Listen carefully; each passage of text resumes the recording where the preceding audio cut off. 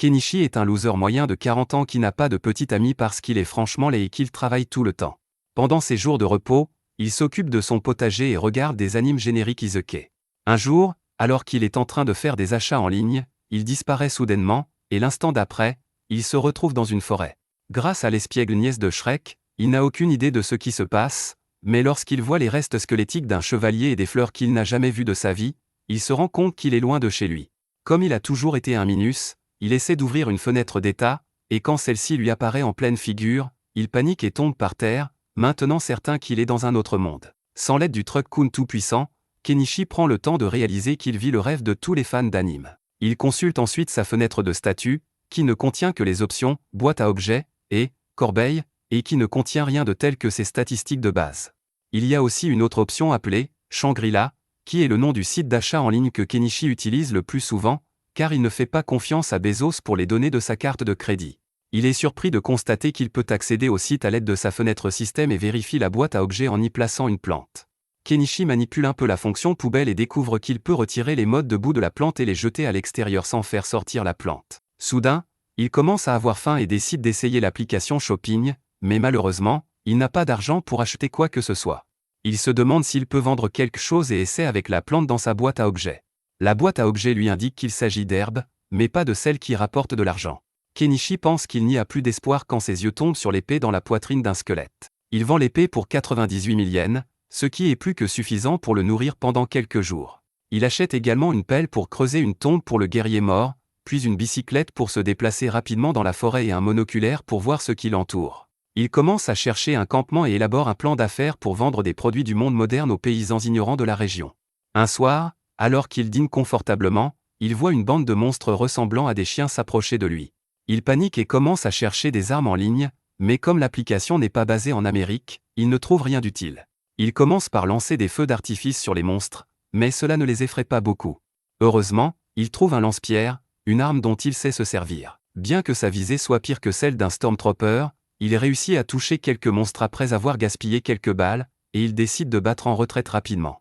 Kenichi profite de cette occasion pour s'éloigner d'eux aussi vite qu'il le peut, ne s'arrêtant qu'au petit matin. Il est maintenant à la lisière de la forêt et découvre qu'il y a une ville à proximité. Il pense que c'est le début de son empire commercial, et il achète un sac en cuir et du poivre noir avec le reste de ses fonds. Puis il commence à se diriger vers la route, traversant les hautes herbes, il manque de se faire écraser par un chariot de marchand. Le marchand, Fuyu, apprend que Kenichi se dirige lui aussi vers la ville, et l'emmène donc en compagnie d'un barde itinérant. Une fois arrivé en ville, Kenichi aide Fuyu à décharger quelques affaires. Fuyu le remercie, mais Kenichi lui répond que c'est lui qui devrait le remercier de lui avoir parlé de la ville et des affaires en chemin.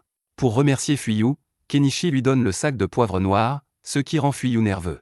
Il chuchote à l'oreille de Kenichi de ne plus penser à vendre des épices parce qu'un groupe de marchands effrayants nommé Bikopa en a le monopole. Fuyu dit qu'il ne faut jamais vendre d'épices ouvertement, mais que si c'est une affaire privée, c'est très bien. Fuyu commence à chercher sa bourse, mais Kenichi dit qu'il n'a pas besoin d'argent. Fuyu répond qu'en tant que marchand, il aime obtenir des choses à bas prix, mais jamais gratuitement. Il donne à Kenichi des pièces de cuivre et d'argent d'une valeur de 50 000 yens, et Kenichi est choqué parce qu'il a obtenu le poivre noir pour seulement 950 yens. Il se promène ensuite un peu dans la ville avant de trouver une auberge. Une fille joyeuse nommée Azalea l'accueille et commence à lui faire la conversation tout en l'enregistrant. Elle apprend que Kenichi veut devenir marchand, mais qu'il ne sait ni lire ni écrire la langue du pays. Elle lui dit que s'il ne sait pas lire, écrire et faire des mathématiques de base, la guilde des marchands ne l'acceptera pas. Kenichi lui demande de lui apprendre à lire et à écrire car il est déjà bon en maths, et en échange, il lui donnera des bonbons d'un autre pays. Son piège à miel fonctionne sur Azalea, qui apprend le vrai sens du bonheur en mangeant des bonbons qui seraient normalement hors de sa portée. Elle commence à enseigner à Kenichi comment lire et écrire leur langue, et il l'assimile rapidement parce qu'elle n'est pas très différente du japonais. Pendant qu'il s'entraîne, Azalea s'installe confortablement dans sa chambre et commence à séduire Kenichi car elle est sûre qu'il deviendra bientôt un homme d'affaires prospère. Kenichi lui dit de ne pas s'embêter avec lui parce qu'il est assez âgé pour être son père, mais Azalea est prête à l'appeler papa. Kenichi lui offre alors un croquis d'elle à la Titanic, et Azalea est tellement ravie qu'elle saute immédiatement sur lui et le laisse lui taper sur les joues. Le lendemain, Kenichi se rend à la guilde des marchands pour obtenir sa carte d'identité, qui ressemble à une petite baguette. Il se promène ensuite sur le marché, apprenant la valeur de divers objets. Une vendeuse de fruits attire son attention avec ses melons et lui demande de lui acheter quelque chose.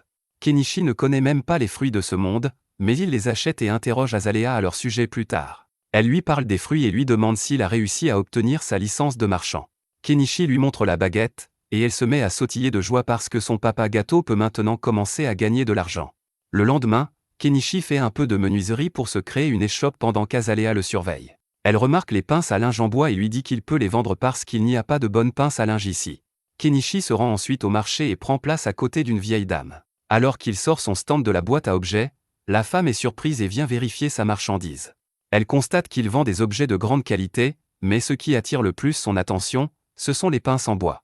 Elle en achète à Kenichi, puis se présente comme Anama, une marchande chevronnée. Bientôt, des clients commencent à venir dans leur boutique, et la plupart d'entre eux achètent les pinces en bois de Kenichi.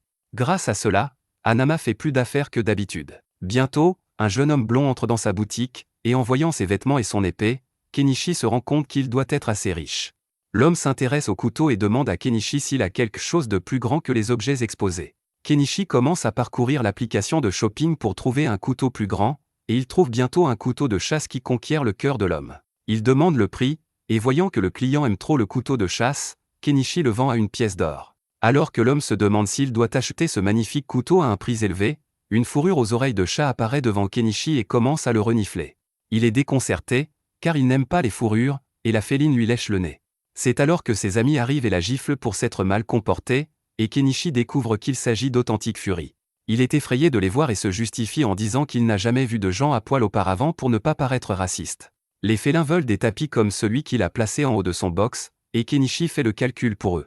Ils commencent à le dévisager parce qu'ils ne font pas confiance à quelqu'un qui fait des maths trop vite. Mais lorsque le blondinet leur assure que les calculs de Kenichi sont vrais, ils acceptent le marché.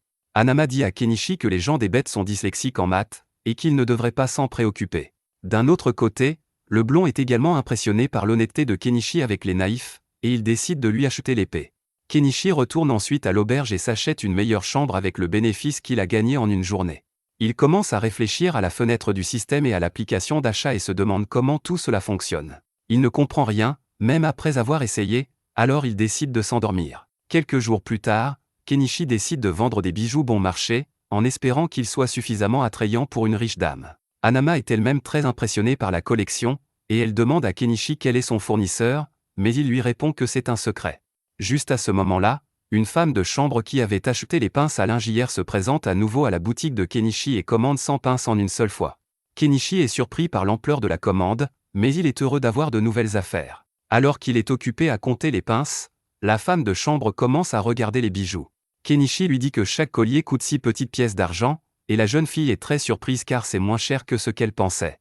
Kenichi propose de lui réserver un collier au cas où elle aurait besoin de temps pour se décider, et elle accepte. Le commerce continue de prospérer tout au long de la journée. Le soir, le peuple des chats vient à nouveau voir Kenichi. Il est intimidé par leur regard, mais il s'avère qu'ils sont venus acheter des épices à Kenichi. Ils lui disent que la fille a le nez le plus fin parmi eux, et qu'elle a senti des épices sur Kenichi la dernière fois. Elle le supplie de leur vendre des épices car elles aiment vraiment la nourriture épicée, mais Anama leur dit d'arrêter de faire des demandes qui mettraient Kenichi dans le collimateur de la mafia des épices.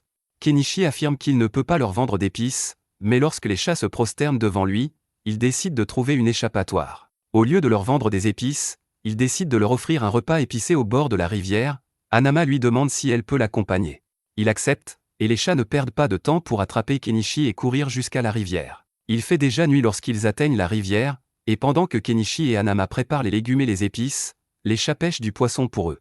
Kenichi leur prépare un curry épicé que les chats adorent. Ils commencent à avoir envie d'un peu d'alcool pour accompagner ce plat, et Kenichi les couvre également dans ce domaine. Alors que les chats boivent et dansent, Anama dit à Kenichi qu'il est trop gentil et confiant, et que cela peut lui créer des problèmes à l'avenir. Kenichi n'y pense pas trop et passe le reste de la nuit à faire la fête avec le peuple des chats, puis à se blottir contre la fille nommée Miaret.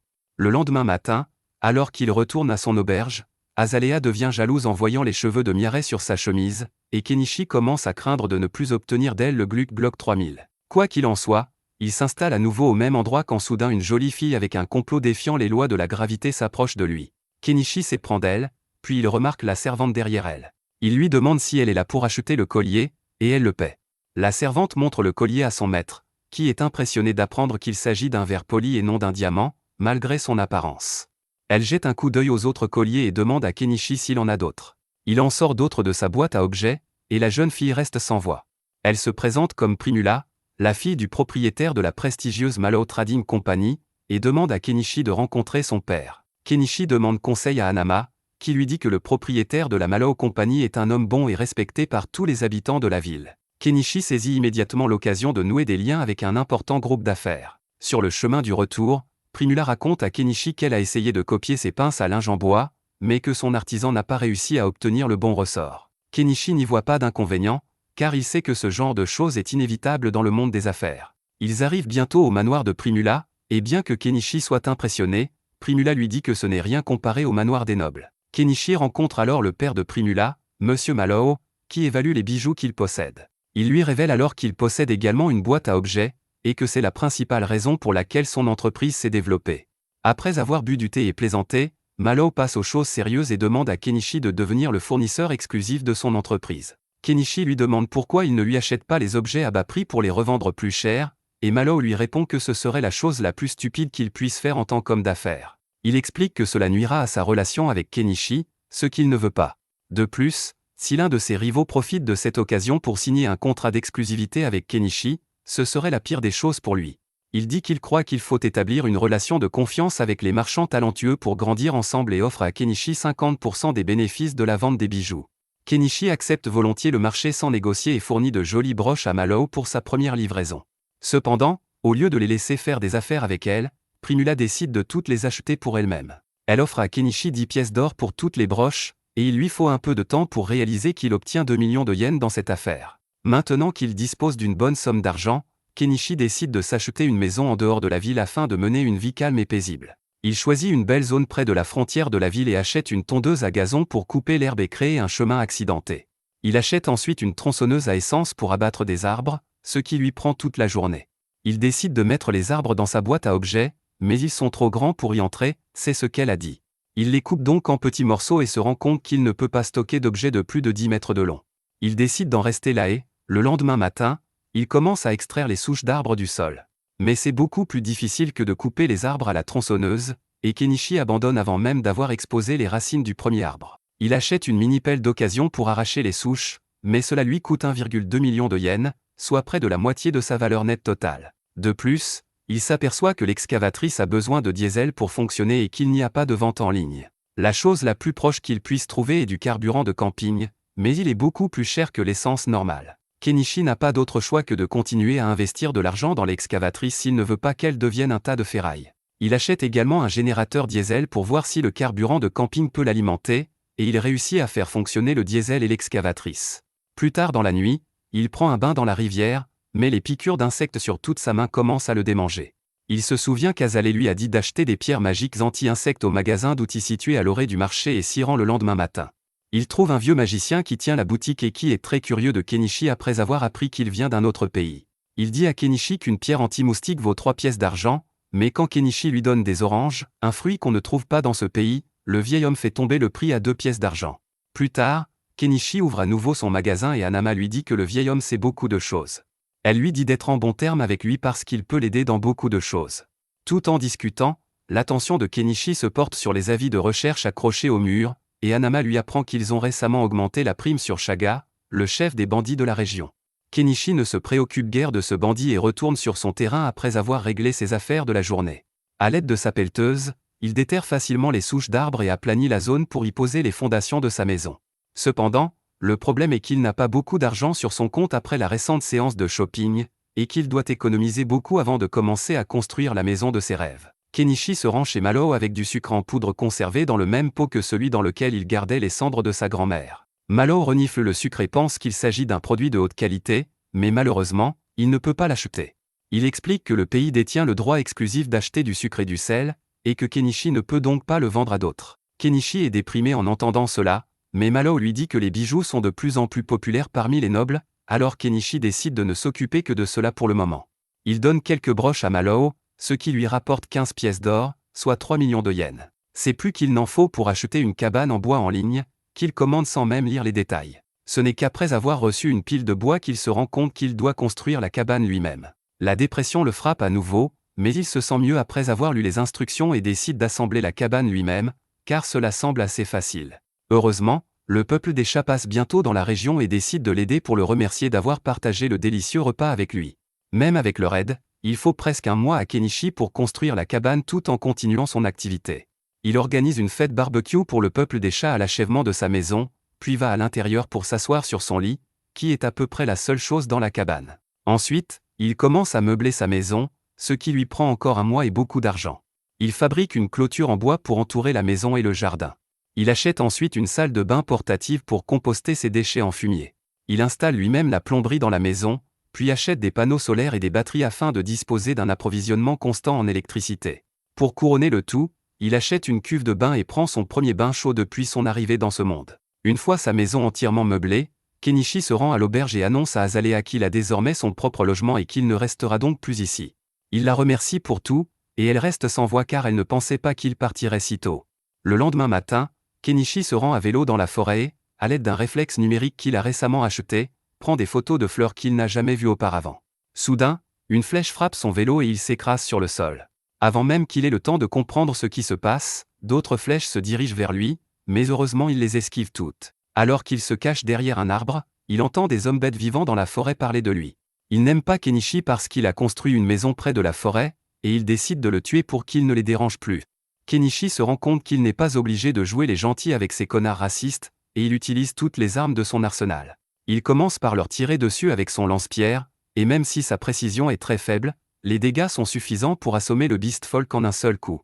Il lance ensuite des feux d'artifice pour les intimider et invoque sa pelleteuse pour les faire fuir. Il décide ensuite de rentrer chez lui quand il entend soudain quelqu'un pleurer derrière les buissons.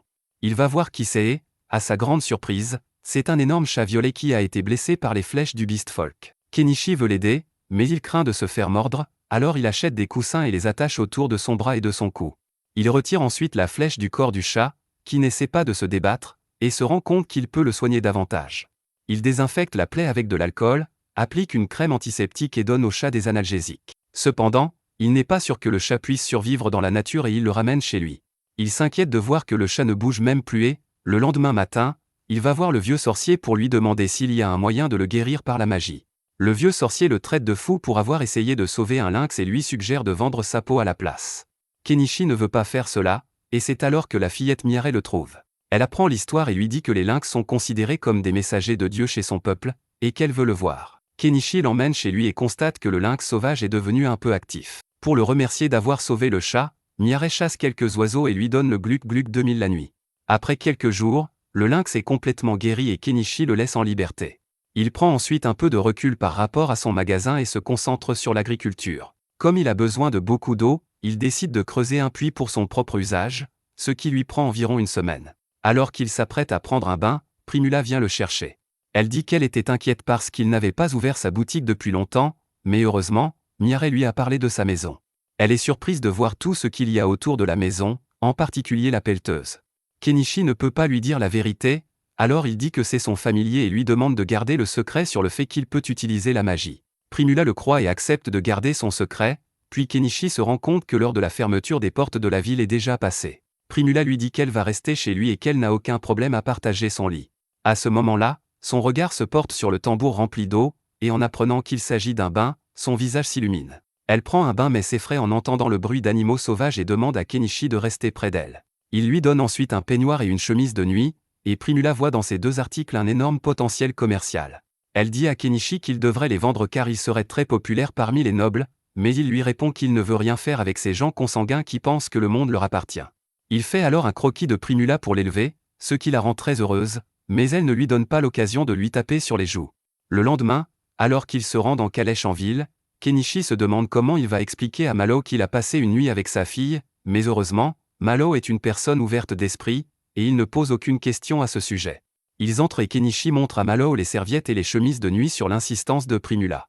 L'homme d'affaires est très impressionné, puis Kenichi décide de lui montrer de la lingerie sensuelle qui fera fureur auprès des femmes désireuses de séduire quelqu'un. Malo fait une grimace en pensant que sa fille a porté cela hier soir lorsqu'elle est restée chez Kenichi, mais il lui dit qu'il ne faisait que plaisanter et range la lingerie. À ce moment-là, la servante arrive avec leur livre de compte, car le royaume est en train de changer la méthode de conservation des documents commerciaux. Malo explique que la technique de la double comptabilité est devenue populaire dans tout le pays grâce à un certain homme qui a récemment influencé la politique du royaume. Il s'agit manifestement d'un terme du monde moderne, et Kenichi commence à soupçonner l'homme qui a inventé ce système ici. Ensuite, Malo l'emmène dehors pour lui montrer le nouveau produit sur lequel travaille son entreprise et, à sa grande surprise, il s'agit d'une pompe à main. Malo explique qu'il s'agit également d'un nouvel article qui gagne en popularité sur le marché, et qu'il voulait donc le fabriquer avant ses rivaux. Après avoir vu la pompe à main, Kenichi est certain qu'il y a quelqu'un d'autre dans ce monde, quelqu'un qui vient du monde moderne. Après ce jour, Primula commence à venir souvent chez Kenichi, et parfois elle y passe la nuit. Lors d'une de ces nuits, elle lui dit qu'elle doit faire des achats pendant un mois à partir de demain, et qu'elle est venue ici avant pour quelque chose d'important. Elle demande à Kenichi de lui montrer la lingerie osée qu'il a montrée à son père pour plaisanter, et il lui demande qui elle veut séduire avec. Elle rougit en lui disant qu'elle veut tenter sa chance avec lui, mais Kenichi lui dit de trouver quelqu'un plus proche de son âge. Primula dit qu'elle n'a rien contre l'écart d'âge et que même son père l'approuve. Cela donne mal à la tête à Kenichi qui ne veut pas prendre d'engagement sérieux maintenant, mais il laisse Primula se blottir contre lui toute la nuit. Le lendemain matin, après son départ, le chevalier blond qui avait acheté un couteau de chasse à Kenichi vient chez lui et se présente sous le nom de Paul. Il dit qu'il est ici pour enquêter sur des plaintes concernant un homme louche vivant dans la forêt, et bien qu'il fasse confiance à Kenichi, il se méfie des panneaux solaires. Kenichi lui répond qu'ils sont liés à la magie et lui demande de garder le secret. Paul lui dit que son silence lui coûtera cher, alors Kenichi lui donne des barres d'acier de haute qualité pour forger des épées et une bouteille de vin. Paul est tellement impressionné par lui qu'il décide de lui parler d'un magicien unique dans la capitale qui a le pouvoir d'invoquer une sauce appelée Mayo, et qui peut aussi vaincre un dragon avec. Kenichi est choqué d'entendre cela, mais il est maintenant encore plus certain que ce mystérieux magicien vient de la Terre. Un mois s'écoule et Kenichi attend le retour de Primula, car il a hâte de la revoir. Soudain, il entend un vacarme sur la place de la ville, et la servante de Primula arrive en courant dans sa boutique pour lui faire part de l'urgence de la situation. La caravane de Primula a été attaquée par des bandits dans la forêt et elle a été enlevée. Son père est devenu fou à cause de cela, et il supplie les aventuriers de la ville de sauver sa fille au milieu de la rue. Mais personne n'est prêt à affronter Shaga, le célèbre chef des bandits, et il laisse le vieil homme à ses propres méthodes. Les passants comprennent pourquoi personne n'ose aider Malo, car Shaga dispose d'une bande de 50 bandits impitoyables. Kenichi regarde le marchand désespéré supplier les gens de l'aider et se demande s'il peut faire quelque chose pour lui. Pendant ce temps, le bandit Shaga enferme Primula dans une cellule, et elle l'affronte sans crainte en lui demandant « Que comptez-vous faire de moi ?» Shaga lui dit qu'il aime son assurance et qu'il voudrait la faire crue, mais malheureusement, il doit la vendre à un riche noble en pleine forme. De retour en ville, Malo supplie des gens au hasard de sauver sa fille, et finit par s'accrocher aux pieds de Kenichi. Kenichi commence à penser à Primula et se laisse submerger par ses émotions en disant à Malo qu'il fera quelque chose à ce sujet.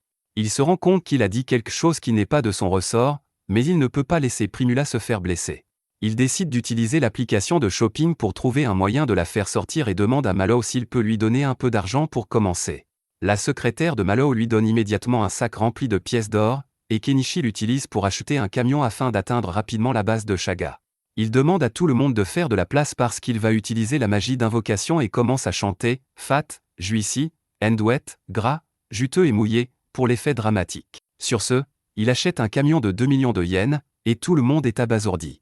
Kenichi monte dans le camion et leur dit que ce chariot ne fait que ce qu'il dit, et qu'ils n'ont donc pas à avoir peur. Il demande ensuite si des volontaires veulent monter dans sa voiture et lancer une attaque surprise contre Shaga pour le faire tomber, mais personne n'est prêt à risquer sa vie. Soudain, le lynx roux que Kenichi a sauvé plus tôt vient au camion pour l'accompagner, et bientôt Mireille et les autres hommes chats viennent aussi parce qu'ils lui sont redevables. Kenichi leur achète immédiatement des armes modernes et leur dit qu'il les a enchantées avec de la magie pour les rendre plus légères et plus résistantes. Bientôt, le chevalier Paul arrive à son tour et dit à Kenichi qu'il veut rejoindre son équipe parce qu'il est un chasseur de gloire et qu'il veut éliminer les bandits notoires pour devenir célèbre. Ensuite, le vieil homme du magasin général arrive et dit à Kenichi qu'il se joindra également à eux.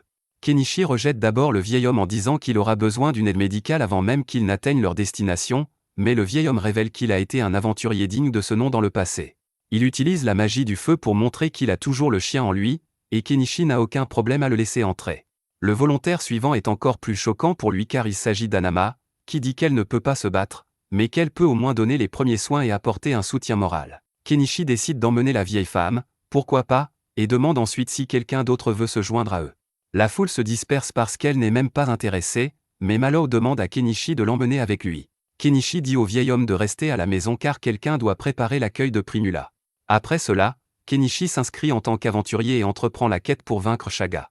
Il se rend ensuite à la base de Shaga, incertain de pouvoir en revenir vivant, mais il se souvient alors des paroles inspirantes de Goldisap, qui disait qu'il y a un moment où un homme doit se battre, tout en sachant qu'il peut perdre. Pendant ce temps, Primula rencontre une esclave dans le camp des bandits qui lui apporte de la nourriture. Primula se rend compte que la jeune fille a encore plus faim qu'elle, alors elle lui dit de manger le pain et ajoute qu'elle devrait quitter cet endroit ensemble lorsque les secours arriveront. Au même moment, Kenichi et son groupe ont atteint la moitié de la base de Shaga, et ils font une pause pour faire le plein de calories avant le début du combat. Après avoir mangé, Kenichi explique sa stratégie à tout le monde, et tout le monde est d'accord avec son plan. Hanama réalise soudain qu'elle sera totalement inutile sur le champ de bataille, et décide donc de rester en retrait. Kenichi achète ensuite une paire de talkie-walkie et en donne un à Miare, qu'il envoie en mission de reconnaissance. Elle localise les vieilles ruines où se trouvent les bandits, et Kenichi dit à tout le monde de se préparer. Il part en voiture, disant à Hanama de contacter la guilde s'ils ne reviennent pas dans les 24 heures et de leur dire que la quête pour maîtriser les bandits a échoué. Il fait nuit lorsqu'ils arrivent près de la base des bandits, et Miare rapporte que beaucoup de bandits sont ivres-morts. Tout le monde se prépare à se battre, mais les hommes-chats savent que Kenichi n'a jamais tué personne auparavant, alors il lui donne quelque chose qui peut l'aider. Il lui demande de prendre une bouchée de la noix, et dès que Kenichi le fait, il réalise que la noix est la version de ce monde de la poudre de neige magique. Il devient fou allié en expérimentant la première défonce de sa vie ennuyeuse et conduit comme s'il avait enseigné à Vin Diesel. Le camion arrive bientôt près du château, et comme les gardes sont distraits par ses lumières, Miare leur tire dessus. Ils atteignent ensuite l'entrée du château, et le vieux mage fait sauter la porte avec de la magie. Les bandits sont choqués, mais ils sont trop ivres pour réagir à temps lorsque le camion de Kenichi entre dans leur base. Kenichi demande au vieux mage de les frapper avec une autre magie puissante, mais le vieux mage l'a transformé en un idiot à une pompe. Les chats voient leur chance de s'imposer et attaquent les bandits ivres, qui sont des cibles faciles pour eux. Après eux, Paul surgit à son tour, avec un air de personnage principal, et tue les bandits sans effort avec son épée géante. Un bandit se faufile derrière Kenichi pour l'attaquer, mais le lynx et Miare le couvrent. Soudain, d'autres bandits sortent des ruines et Kenichi décide qu'il est temps de se joindre à la bataille. Il invoque sa pelleteuse et monte dessus, la conduisant vers les bandits et les massacrant à l'aide d'une griffe métallique. Les bandits commencent à être battus de tous les côtés et battent en retraite, réalisant qu'ils ne peuvent pas gagner contre le monstre de métal. Kenichi décide de creuser dans le bâtiment pour voir s'il peut trouver Primula et ouvre un trou dans l'une des cellules où d'autres filles sont retenues prisonnières. L'esclave est aussi avec elle, et lorsqu'elle voit Kenichi contrôler l'excavatrice, elle pense que Dieu lui-même est venu l'aider.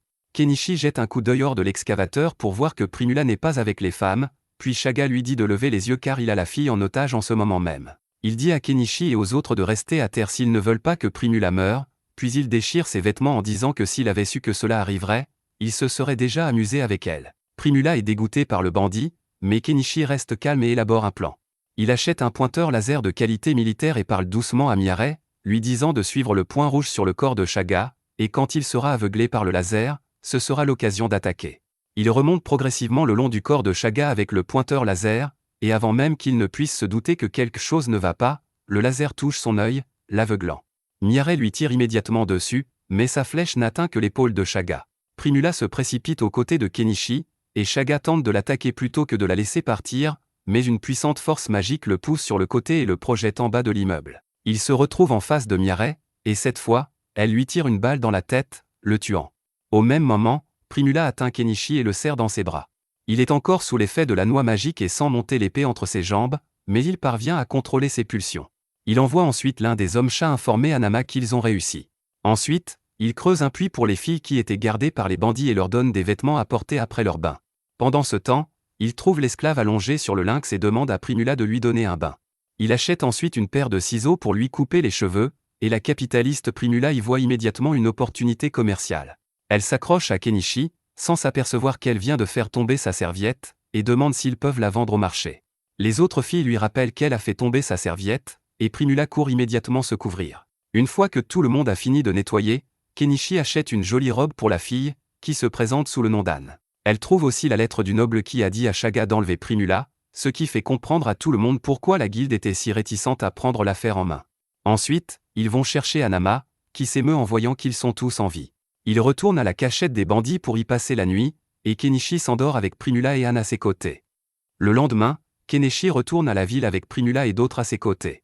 Malo et les autres les attendent avec impatience, et dès que Primula sort du camion, elle court immédiatement pour serrer son père dans ses bras. Cependant, leur réunion émouvante est interrompue lorsque Malo remarque que Primula porte des vêtements haut de gamme que Kenichi lui a offerts, et ces capitalistes commencent à envisager de faire des affaires avec eux. Ensuite, Malo s'approche pour remercier Kenichi d'avoir sauvé sa fille, puis lui demande s'il a apporté le butin dans sa boîte à objets. Kenichi répond nerveusement par l'affirmative, car il sait que le butin dont parle Malo est en réalité quelque chose de terriblement dégoûtant et sanglant. Il se souvient du moment précédant leur départ pour la ville, lorsque les aventuriers félins lui ont dit de mettre les têtes des bandits qu'il avait tués dans sa boîte à objets, car la guilde devra vérifier leur visage avant de lui donner sa récompense. Keneshi était dégoûté par cette idée, mais pour les aventuriers félins, c'était un mardi comme un autre, et ils ont décapité les bandits et jeté leurs corps dans un immense feu de joie. Alors qu'il les regardait accomplir cette opération brutale sans sourciller, Mialet s'est accroché à son dos et lui a dit qu'il avait de la chance d'avoir la boîte à objets, car il serait compliqué de transporter ses corps morts jusqu'à la ville normalement, et il commencerait à sentir en moins d'une journée. Keneshi a été horrifié en entendant cela et s'est demandé s'il pourrait un jour vivre la vie paisible dont il avait toujours rêvé. Quoi qu'il en soit, il a mis tous les objets de valeur que les bandits accumulaient dans sa boîte à objets, puis il a parlé aux femmes qu'ils avaient emprisonnées. Il leur a proposé de les ramener chez elles, mais certaines lui ont dit que leur famille avait déjà été tuée par les bandits avant qu'elles ne soient enlevées. Keneshi s'est senti mal pour elle et leur a suggéré de venir dans sa ville, où elle pourrait trouver du travail. Primula a également proposé de les aider en utilisant ses relations. Ensuite, Keneshi a interrogé Anémone sur son village et a appris qu'il se trouvait à 800 km de là, mais elle ne voulait de toute façon pas y retourner. Anama a réalisé qu'elle avait probablement été vendue par sa famille, alors Keneshi a décidé de l'emmener avec eux. Il a déposé toutes les femmes qui avaient encore des familles qui les attendaient près de leur village, et après avoir réuni Primula avec Mallow, il se rend directement à la guilde des aventuriers. Les autres aventuriers l'accompagnent également, et lorsque Keneshi pose la tête de Chaga sur le bureau de la réceptionniste panique et lui dit de la jeter. Un autre homme vient s'occuper du problème et appelle Keneshi dans une autre partie de la guilde pour vérifier les primes qu'il a collectées. Keneshi place les 50 têtes sur les tables, choquant les employés de la guilde. Ils appellent tous les hommes capables de gérer le sang et la violence pour aider à la vérification, et Keneshi pousse enfin un soupir de soulagement en se débarrassant des têtes de sa boîte à objets. Le vieux sorcier s'approche de lui et lui dit qu'il possède des types de magie uniques, et que sa boîte à objets a également une grande capacité. Il craint que si les nobles apprennent cela, ils ne laisseront pas Keneshi tranquille, et il dit que si cela arrive, il fuira simplement la ville. Juste à ce moment, le chevalier Paul arrive et dit à Keneshi qu'il va informer le seigneur local de l'implication d'un noble dans l'enlèvement. La vérification des primes prend toute la journée, et à la fin, Keneshi reçoit plus de 800 pièces d'or pour toutes les têtes. Il va voir Anama pour lui donner une part, mais elle refuse de prendre quoi que ce soit, car elle n'a même pas aidé. Cependant, elle demande à Keneshi de la laisser s'occuper d'Anémone, car celle-ci lui rappelle sa fille, morte pendant les épidémies. Keneshi n'a aucun problème avec cela et laisse la fille sous la garde d'Anama. Il partage ensuite la récompense avec les autres personnes qui l'ont accompagné dans la mission de sauvetage et décide de passer la nuit en ville, car il est trop fatigué pour rentrer chez lui. Il se rend à l'auberge où travaille son ancienne petite amie, Aslia. Elle est heureuse de le voir et lui demande si c'est vrai qu'il a vaincu une bande de bandits, mais il ment en disant que c'est faux, car il sait que cette chasseuse d'or ne s'intéresse qu'à son argent. Aslia s'accroche à lui malgré tout, car elle sait que son entreprise est en plein essor, et lui demande d'être son sugar daddy permanent. Keneshi refuse et va dans une chambre pour se reposer, mais bientôt Aslia s'y faufile pour lui offrir une surprise torride. Cependant, ils ne peuvent rien faire, car Anémone et le lynx entrent également dans la chambre, et finalement, Keneshi doit dormir frustré avec Anémone à ses côtés. Le lendemain, il emmène la fille à l'endroit où Anama a installé son commerce, mais, à sa surprise, elle n'est pas là. Les Janshas ne l'ont pas vue non plus, alors Keneshi décide de garder Anémone avec lui jusqu'à ce qu'il trouve la vieille dame. Il se rend ensuite dans une armurerie et vend toutes les armes et armures qu'il a récupérées dans le repère des bandits pour 32 pièces d'or. Ensuite, il vend tous les objets de valeur à l'entreprise de Mallow pour 35 pièces d'or, et tous les objets restants sont vendus au vieux sorcier pour 22 pièces d'or. Keneshi décide de les distribuer également parmi les membres de son groupe, puis rentre chez lui avec Anémone. À sa grande surprise, Anama est déjà là. Elle serre Anémone dans ses bras desquels la voit et dit qu'elle était folle d'inquiétude pour elle. Ils entrent à l'intérieur, où Anémone dit qu'elle veut rester avec Keneshi, et peu importe ce que lui dit Anama, elle refuse de changer d'avis. Anama respecte sa décision et part seule pour la ville, puis Keneshi demande à Anémone pourquoi elle veut rester avec lui. Elle répond qu'il est la première personne à l'avoir nourrie à sa faim, et il décide de préparer un dîner tôt pour elle. Ils mangent ensemble, puis Anémone insiste pour se baigner et dormir avec Keneshi, et il doit accepter ses demandes. Alors qu'ils dorment ensemble, un groupe de personnes mystérieuses encercle la maison, mais disparaît sans rien faire. Bientôt, un mois passe, et les choses ont beaucoup changé. Paul est devenu un noble après son rôle dans la défaite de Chaga. Le noble qui a tenté de faire enlever Primula a également perdu sa position et sa richesse. Keneshi a parlé à Primula et Mallow des vélos, et bien qu'ils aient d'abord ri de son design, ils ont vu le potentiel et lui ont acheté le design. Maintenant, des vélos commencent à apparaître sur les routes de la ville. Keneshi a finalement reçu la récompense pour la chasse aux bandits de la guilde, et il la distribue à tous ceux qui l'ont aidé, donnant le reste aux femmes qu'ils ont sauvées, qui travaillent maintenant dans l'entreprise de Primula. Il rend également visite à Hanama, mais remarque alors que quelqu'un le suit depuis un moment. Il essaie de se débarrasser du tracker dès que possible, mais se retrouve bientôt coincé par des hommes en robe.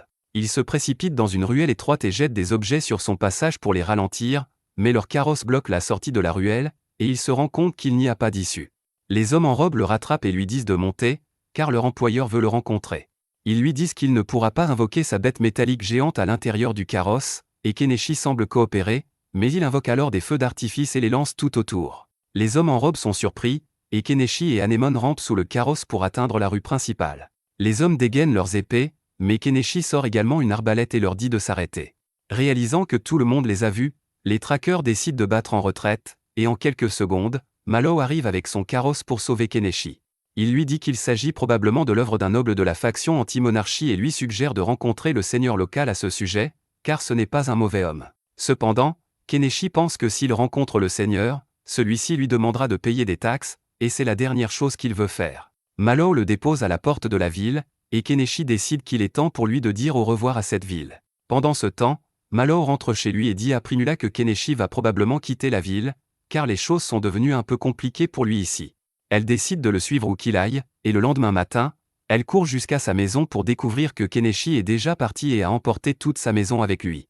Elle est effondrée et dévastée, car elle pensait qu'ils avaient une véritable connexion et qu'il l'attendraient, mais il s'avère que c'était une illusion de sa part. Quoi qu'il en soit, Keneshi roule à vélo, emmenant Anemone et le lynx avec lui.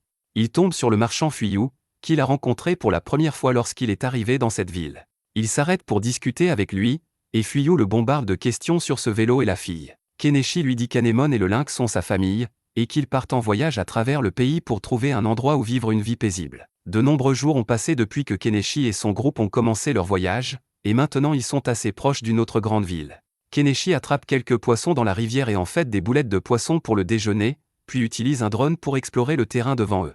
Il voit un immense lac au bout de la rivière et pense que la ville doit être de l'autre côté du lac. Keneshi ne veut pas vivre dans la ville elle-même, alors il parcourt les rives de la rivière et trouve un endroit approprié pour s'installer. Il déblaye et nivelle la zone avec la pelleteuse, puis prétend utiliser un sort de magie pour invoquer sa maison hors de la boîte à objets. Ensuite, il décide de nommer le lynx Vel, car il va vivre avec eux pendant un certain temps. Il reprend la vie tranquille qu'il ne pouvait pas mener dans la ville précédente et commence à apprendre à Anemone à lire et à écrire. Pendant qu'elle s'entraîne à la lecture et à l'écriture, il achète des livres coquins en ligne et commence à les lire. Anemone vient lui demander ce qu'il fait, et il lui dit simplement qu'il lit des livres, ce qui lui donne envie de les lire aussi. Keneshi lui dit qu'ils sont dans une langue différente, mais Anemone est impatiente d'apprendre la langue de son pays. Finalement, Keneshi achète quelques livres pour enfants et commence à lui apprendre le japonais. Le lendemain, il installe ses panneaux solaires lorsqu'il sent soudainement quelqu'un s'approcher de lui, pensant que c'est peut-être un monstre. Keneshi sort son arbalète et se retourne, mais à sa grande surprise, l'invité inattendu est en réalité la fille à fourrure Mialet. Elle saute sur Keneshi, qui ne comprend pas comment elle est arrivée ici. Mialet lui dit qu'elle a suivi l'odeur du lynx et a poursuivi son vélo pour pouvoir vivre avec lui. Keneshi l'accueille, et Anemone est ravi de découvrir que Mialet va désormais vivre avec eux. Plus tard, pendant le déjeuner, Keneshi demande à Mialet des nouvelles de la ville après son départ. Elle lui dit que tout était normal, mais que Paul a proposé à Primula. Keneshi est surpris d'entendre cela, et bien qu'il soit un peu blessé que Primula se soit révélée être une chasseuse d'or, il pense que c'est mieux pour elle d'épouser quelqu'un de jeune et puissant. La nuit, Anemone montre à Mialet les livres d'images que Keneshi lui a achetés, et la fille chat est ravie de les voir, car ils n'ont pas beaucoup de livres comme ceux-ci dans ce monde. Cela donne à Keneshi l'idée de vendre des livres d'images, mais il ne veut pas qu'ils contiennent des histoires de son monde. Il demande à Anemone et Mialet s'ils connaissent des contes de fées, et Anemone lui raconte l'histoire de l'elfe et du prince humain. Selon l'histoire, l'elfe et le prince humain tombent amoureux l'un de l'autre, mais aucun de leur peuple n'est heureux de leur union.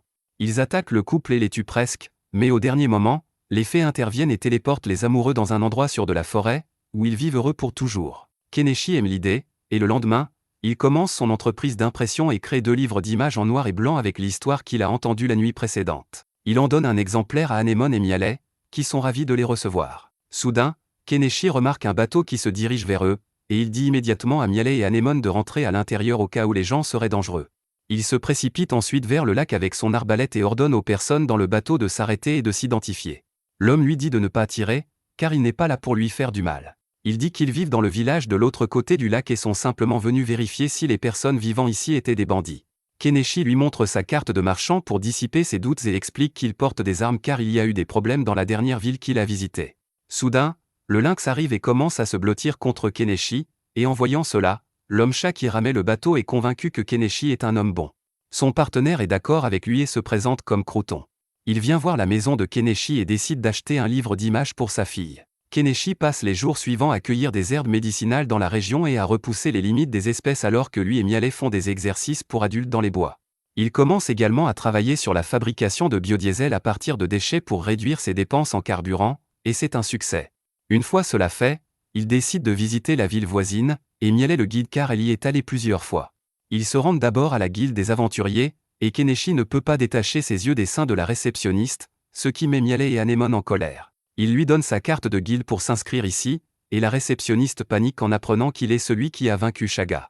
Keneshi lui demande de garder le secret car il ne veut pas attirer l'attention inutilement, et avec cela, il termine son inscription dans la nouvelle ville. Plus tard, alors qu'ils essaient les stands de nourriture sur le marché, Keneshi voit Croton et sa fille entrer nerveusement dans des rues sombres, mais il ne s'inquiète pas de leurs affaires privées. Ensuite, il explore le marché et arrive dans une boutique tenue par une vieille sorcière. Là, il trouve un outil magique étrange qui sépare essentiellement la partie utile de tout liquide de la partie inutile. Keneshi réalise qu'il peut l'utiliser pour fabriquer du biodiesel rapidement et plus facilement, alors il l'achète immédiatement pour 5 pièces d'or. Pendant ce temps, Anémone prend un livre, mais la vieille dame lui dit que c'est un livre de magie et qu'elle devrait le remettre. Le Weeb Keneshi se réveille en entendant parler d'un livre de magie, et bien que la vieille dame lui dise que tout le monde n'a pas le talent pour utiliser la magie, il décide de l'acheter pour tenter sa chance. Il est sur le point d'essayer d'apprendre la magie immédiatement, mais la femme lui dit que tous les livres de magie doivent être enregistrés lors de leur vente, alors il devrait revenir dans une semaine pour le récupérer. Il quitte la boutique et tombe sur l'ami chat de Croton, qui semble pressé. Keneshi trouve cela suspect, puis il voit des voyous à la recherche de quelqu'un, ce qui augmente encore son malaise.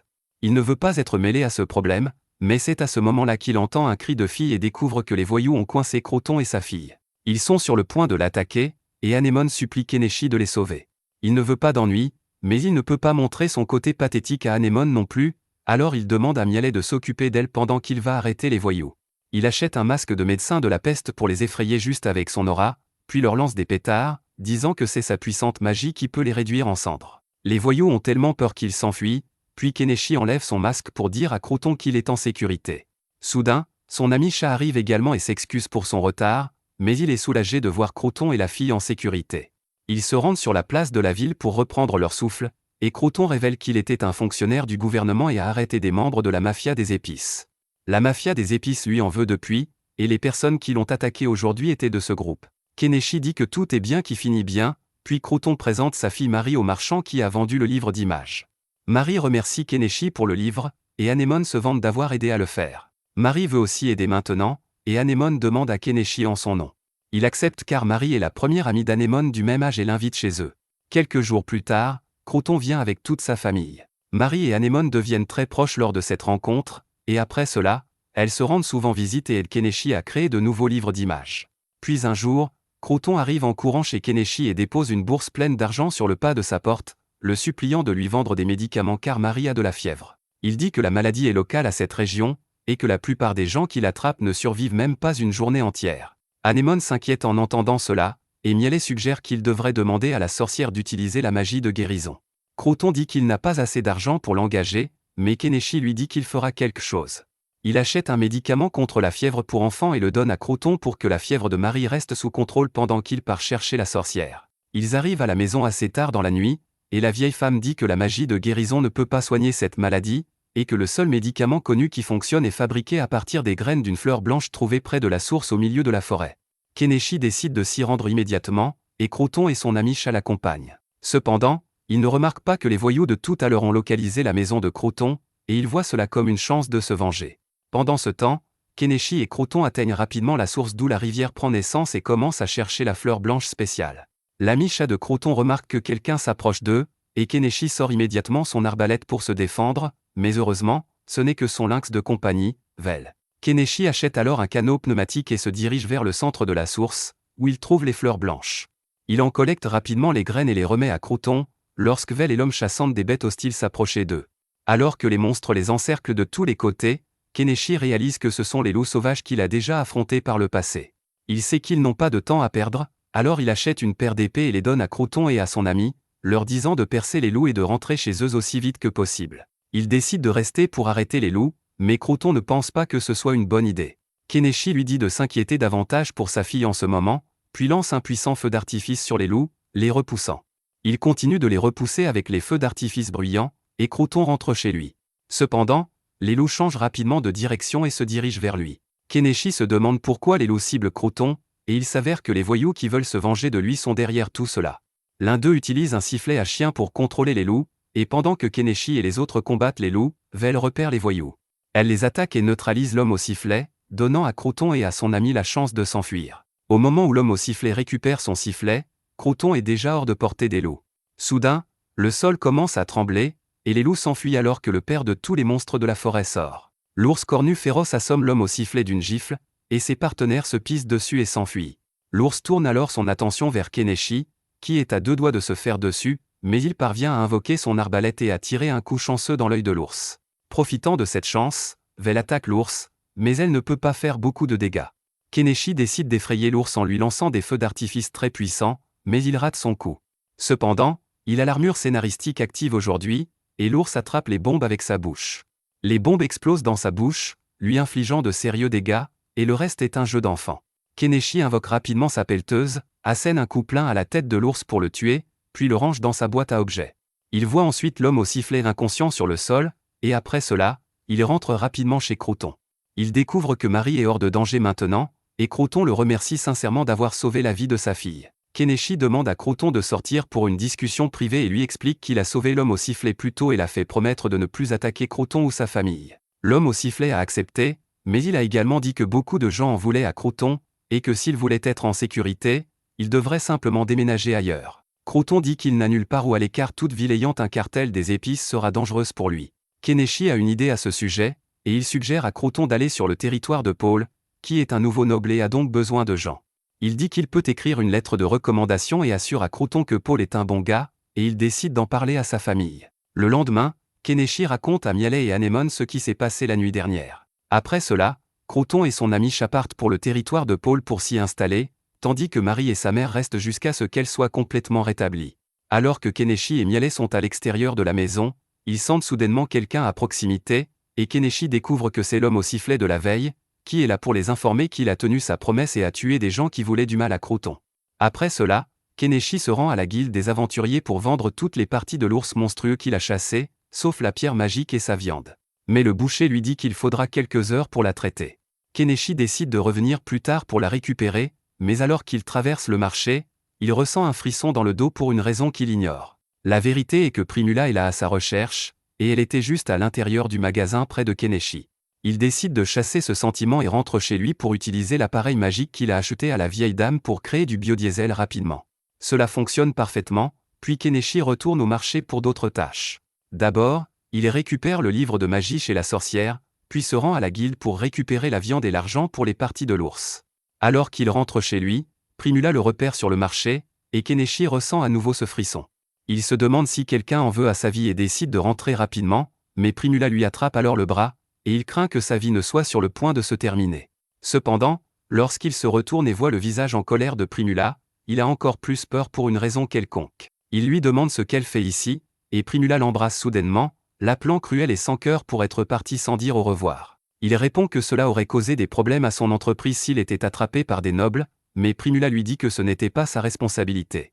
Keneshi constate que tout le monde les regarde, alors il dit qu'il devrait parler en privé, et Primula l'emmène à l'hôtel où elle séjourne. Là, elle continue de jacasser sur tout ce qu'il a fait pour leur famille, y compris leur avoir obtenu un nom de famille grâce au vélo qu'ils ont vendu. Après qu'elle a fini, Keneshi lui demande des nouvelles de son mariage supposé avec Paul, et Primula dit qu'elle a refusé sa proposition. Elle lui dit qu'Anama et le vieux sorcier étaient également contrariés qu'il soit parti sans dire au revoir, et Keneshi dit que la situation l'exigeait. Il lui demande de retourner en ville et de dire à tout le monde qu'il va bien, mais Primula dit qu'elle est là pour le ramener. Keneshi lui dit nerveusement qu'il n'a pas l'intention de revenir, et Primula dit qu'elle ne rentrera pas non plus chez elle dans ce cas. Il lui demande comment elle l'a trouvé, et Primula explique qu'elle a continué à contacter la guilde pour voir s'il s'était inscrit dans une autre ville. Dès qu'elle a découvert qu'il était ici, elle a pris une voiture et est partie le voir. Elle exige alors agressivement que Keneshi lui fasse un bébé tout de suite, et elle n'est pas d'humeur à écouter ses excuses sur la différence d'âge. Keneshi ne peut pas refuser, et il va immédiatement dans sa chambre, et il s'active toute la nuit comme des animaux en chaleur. Le lendemain matin, Keneshi rentre chez lui avec Primula, et Anémone est vraiment furieuse qu'il ait ramené une femme à la maison. Il semble que Primula ne l'aime pas non plus, et Keneshi réalise que cela va être difficile de les gérer désormais. Primula est également jalouse que Keneshi ait ramené 2 filles à fourrure avec lui au lieu d'une femme convenable comme elle, mais il la convainc qu'elles l'ont suivi de leur propre gré. Quoi qu'il en soit, après avoir installé Primula, Keneshi décide d'essayer d'apprendre la magie, mais il n'a aucun talent pour cela. Il est déçu et se demande s'il peut vendre le livre de magie, et Primula lui dit qu'il peut facilement les vendre à des collectionneurs. Alors que Keneshi réfléchit à cela, Anémone prend le livre de magie et commence à réciter le sort. Soudain, une grande quantité de puissance magique est libérée de son corps, et avant que Keneshi ne puisse l'arrêter, elle lance le sort de boule de feu, mettant le mur devant elle en feu et choquant tout le monde. Anémone recule horrifiée en voyant les résultats de sa magie, tandis que Keneshi panique et achète immédiatement des extincteurs sur son application de shopping. Il dit à Primula et Mialet de faire comme lui, et ensemble, ils parviennent à éteindre le feu. Keneshi se tourne alors vers Anémone, qui se sent terriblement coupable d'avoir mis le mur en feu, mais cela ne le dérange pas du tout. Il est vraiment impressionné qu'elle puisse utiliser la magie, mais alors qu'il exprime son enthousiasme, Anémone s'effondre soudainement. Keneshi l'emmène immédiatement dans son lit, et heureusement, elle n'a qu'une légère fièvre. Le lendemain matin, il achète des pêches en conserve pour qu'elle les grignote pendant qu'elle se repose. Mialet et Primula goûtent également aux pêches en conserve, et elles sont vraiment surprises car les nobles ont un monopole sur le sucre, et seuls eux peuvent manger des choses comme ça. Quelques jours plus tard, Anémone est parfaitement en bonne santé, et même son ami Marie est complètement rétabli. Keneshi décide d'inviter Marie et sa mère à déjeuner et fait griller la viande de l'ours monstrueux qu'il a chassé l'autre jour. Cependant, tout le monde commence à se plaindre que la viande est trop dure et a une mauvaise odeur, alors il décide de la cuisiner d'une autre manière. Il commence par battre la viande jusqu'à ce qu'elle soit tendre, puis la recouvre de sa sauce spéciale pour que toutes les filles l'apprécient. Ensuite, il prépare un curry avec la viande d'ours, et une fois que tout le monde est rassasié, il laisse Marie et Anémone l'aider à faire des livres d'images. Primula voit les livres d'images pour la première fois, et elle est vraiment impressionnée. Elle a soudain une inspiration qui lui fait croire qu'elle peut même attirer l'attention de la famille royale si elle commence à vendre des livres. Elle dit à Keneshi qu'elle veut démarrer une entreprise dans cette ville, et il est un peu surpris car il sait à quel point elle peut être dévouée lorsqu'il s'agit de faire des affaires. Il lui demande ce qu'elle prévoit de vendre à part des livres, et Primula dit qu'elle peut vendre les ragoûts qu'elle a appris à cuisiner avec lui. La mère de Marie dit qu'elle veut également remercier Keneshi, qui a beaucoup fait pour leur famille, en aidant sa femme et propose de devenir serveuse dans son restaurant. Primula est ravie que la femme pense qu'elle est la femme de Keneshi, et elle accepte joyeusement l'offre. Le lendemain, Keneshi conduit Primula en ville avec un stand de nourriture portable pour qu'elle puisse démarrer sa première entreprise à partir de zéro, et Marie et sa mère sont là pour l'aider. Le délicieux ragoût qu'elle sert attire immédiatement beaucoup de clients, mais ensuite des escrocs arrivent également. Ils commencent à crier sur les femmes pour avoir vendu de la nourriture avec des insectes et essaient de les forcer à leur rembourser intégralement. Pendant ce temps, Keneshi explore les environs de sa maison à l'aide d'un drone. Il essaie de trouver des herbes médicinales précieuses qu'il peut vendre, mais avant cela, Anémone repère des roches colorées sur la falaise. Keneshi pense qu'il doit s'agir de minéraux qu'il peut vendre à bon prix, mais ils sont trop hauts pour lui, et il n'a aucune idée de comment les extraire. Bientôt, il remarque que c'est le soir, alors il se rend en ville pour chercher Primula. Il trouve Primula et les autres à l'extérieur de la porte, et elle lui dit avec enthousiasme qu'ils ont vendu tout le ragoût et les livres d'images. Keneshi est impressionné par ses compétences commerciales, même si c'est lui qui a préparé le ragoût et les livres. Soudain, il remarque un nouveau visage et demande à Primula des nouvelles de la femme chat, qui semble faire partie de son groupe maintenant. Primula commence à expliquer qu'au début de la journée, des escrocs ont commencé à la presser pour un remboursement, mais la femme chat est intervenue et a dit à tout le monde qu'elle avait vu les escrocs mettre l'insecte dans la nourriture. Ils n'ont pas pu riposter contre cette dominante à fourrure et se sont enfuis, et impressionné par cela, Primula l'a engagée comme garde du corps. Keneshi remercie la femme Chamina pour avoir protégé sa femme, et elle répond qu'elle est celle qui profite le plus de ce travail car elle est bien payée juste pour surveiller les idiots qui cherchent à causer des problèmes. Après cela, Keneshi ramène Mina chez lui car Primula veut l'inviter à dîner. Cela rend Mialet jalouse car elle voulait être la seule à fourrure dans la vie de Keneshi, mais il la rassure en disant que Mina est juste une garde du corps. Ils dînent ensuite, et Mina trouve le ragoût vraiment délicieux. Elle commence à avoir envie de vin pour l'accompagner, et Keneshi achète la bouteille la moins chère disponible en ligne, qui est toujours le meilleur vin que Mina ait jamais goûté. Elle a déjà l'impression d'être au paradis, puis Keneshi lui dit qu'ils ont aussi des bains. Anémone propose soudain de chauffer le bain en utilisant sa magie, et elle lance une boule de feu dans la baignoire pour la chauffer instantanément à la bonne température. Après le bain, Mina s'allonge sur le lit moelleux et dit qu'elle veut vivre ici pour toujours, mais Mialet est contre car ils ont déjà trop de monde ici. Pendant ce temps, Keneshi apprend les mathématiques à Anémone, et il suggère qu'elle travaille avec Primula pour apprendre les bases des affaires. Anemone refuse, disant qu'elle veut apprendre la magie pour pouvoir aider Keneshi et partir à l'aventure avec lui. À partir du lendemain, l'entreprise de Primula continue de croître, avec Mina qui la protège des escrocs et des arnaqueurs. Crouton envoie également une lettre à sa femme pour la tenir informée des progrès qu'il fait pour s'installer. Pendant ce temps, Keneshi crée une grande plateforme pour grimper sur la falaise et extraire des minéraux. Il décide d'inviter tout le monde le jour où il est prêt à grimper sur la falaise, et il commence à explorer la région en groupes séparés. Alors que Mina parle à Primula des champignons comestibles dans la forêt, Anemone et Marie trouvent de jolies fleurs, avec Mialet qui veille sur elles. Pendant ce temps, Keneshi utilise une perceuse pour extraire le minéral rose qu'il a vu l'autre jour. Il le met dans sa boîte à objets pour en savoir plus et découvre qu'il s'agit d'un minéral rare appelé rhodinite, et même un seul morceau a une grande valeur. Après avoir extrait une bonne quantité de minéraux, Keneshi décide de s'arrêter. Il achète un hachoir à viande et ajoute des herbes pour créer des boulettes qu'il mange avec de la mayonnaise. Mina a entendu dire que la mayonnaise est devenue célèbre dans la capitale après qu'un sorcier excentrique l'a créée en utilisant la magie. Primula demande à Keneshi s'il l'a faite en utilisant la magie, et il lui dit qu'il est facile de la faire avec des œufs et d'autres ingrédients. Primula sort immédiatement son carnet pour écrire la recette car elle prévoit de la vendre également. Keneshi lui dit qu'ils en parleront plus tard car il prévoit de manger les boulettes en paix, mais Primula dit qu'elle est intéressée par leur vente également. Après avoir mangé les boulettes, Keneshi décide de montrer ses talents avec un autre plat. Il emmène tout le monde au grill extérieur et cuisine un steak de viande d'ours mariné au brandy qui prend feu en chauffant. Mina le trouve plus délicieux que tout ce qu'elle a jamais mangé, et maintenant, elle est vraiment curieuse à propos de l'alcool appelé brandy que Keneshi a utilisé. Elle s'accroche à lui en suppliant pour une gorgée, et il lui verse un verre qui l'enivre instantanément. Elle s'accroche à Keneshi en demandant la permission de rester chez lui de façon permanente, et Mialet commence à la tirer car elle ne lui fait pas confiance. Cependant, Keneshi et Primula pensent que ce ne sera pas un problème de laisser Mina rester avec eux car c'est une bonne employée, mais Primula avertit Keneshi que s'il essaie de devenir trop proche de la fille à fourrure, il pourrait ne pas aimer les résultats. Un mois plus tard, l'entreprise de Primula s'est considérablement développée, et elle possède maintenant plusieurs stands vendant différents aliments. Elle a également embauché de nombreux employés, et une fille nommée Iris confond Keneshi avec le père de Primula. Primula est furieuse en entendant cela et s'accroche à Keneshi en disant à la fille qu'il est son mari. Au fil du temps, Keneshi continue d'extraire le minéral rose, et sa valeur totale dépasse les 15 millions de yens. Anemone étudie également les différents types de champignons et en collecte des utiles dans la forêt au-dessus de la falaise, tandis que les deux filles à fourrure l'utilisent comme terrain de chasse. L'entreprise de Primula continue de croître, et elle loue un entrepôt en ville pour y préparer de la nourriture. Son bénéfice annuel estimé atteint 200 millions de yens, et Iris devient la directrice générale de la filiale alors que le nombre d'employés augmente. Keneshi souhaite que ces temps paisibles et prospères continuent sans problème, mais il ignore qu'il a déjà attiré l'attention de la reine et de la princesse.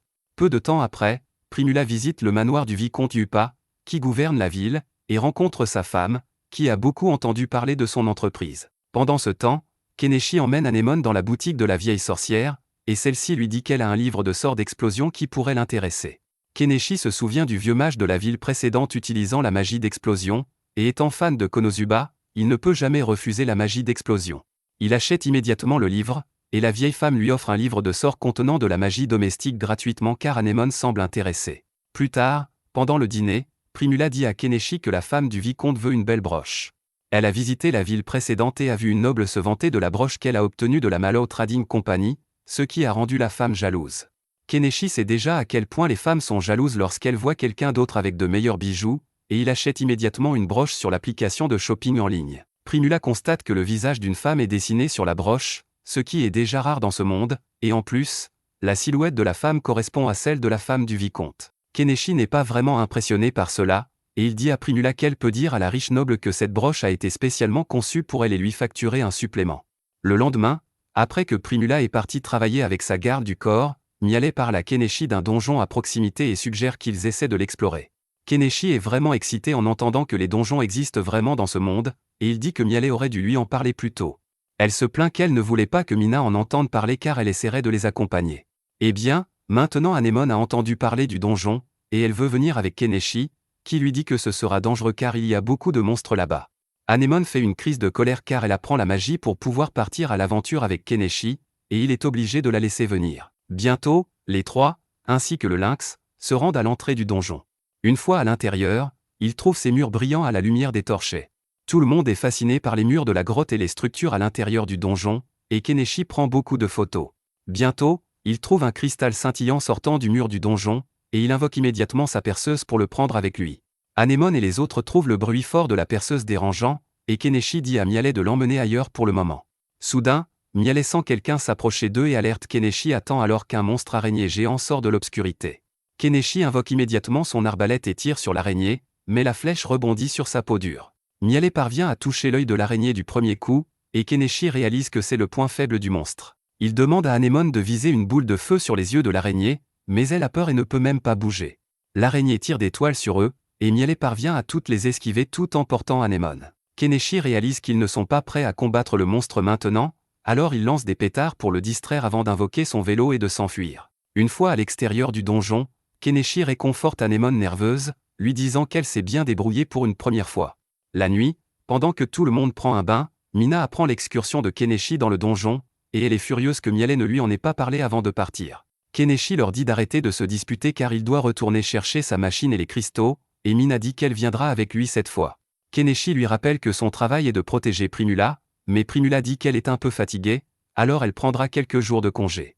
Keneshi sent que quelque chose la tracasse, mais il n'a pas le temps de confirmer ses doutes à cause des autres filles. Plus tard, Keneshi donne à Anémone le livre de magie d'explosion pour qu'elle apprenne un autre sort, et elle commence immédiatement à réciter le sort avec enthousiasme. Keneshi l'arrête avant que cette idiote ne fasse sauter sa maison pour de bon et lui dit qu'elle devrait l'essayer quand elle se sentira mieux.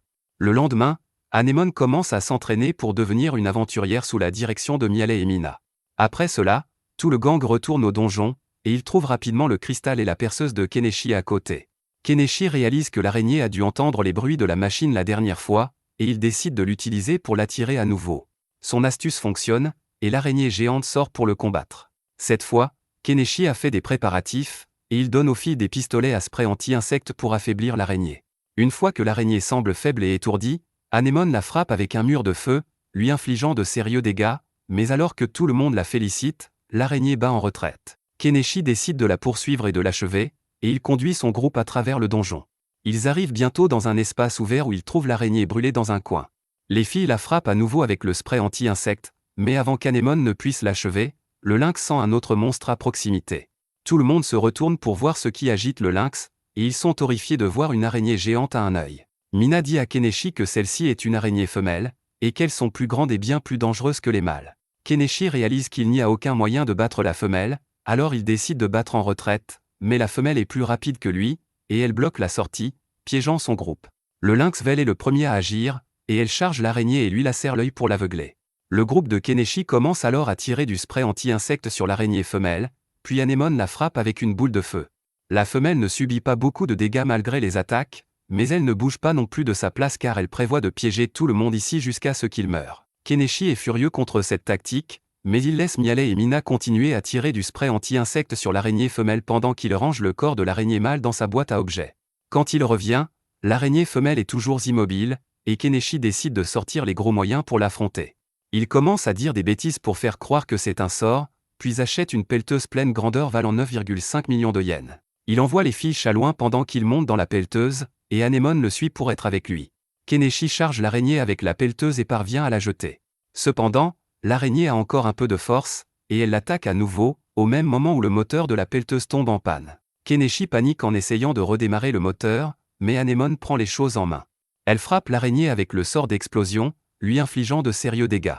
Heureusement, Keneshi parvient à redémarrer la pelleteuse, et cette fois, il écrase l'araignée géante jusqu'à ce qu'elle meure. Après cela, il range la pelleteuse et l'araignée dans sa boîte à objets et commence à extraire des cristaux des murs du donjon pour couvrir les dépenses de cette mission.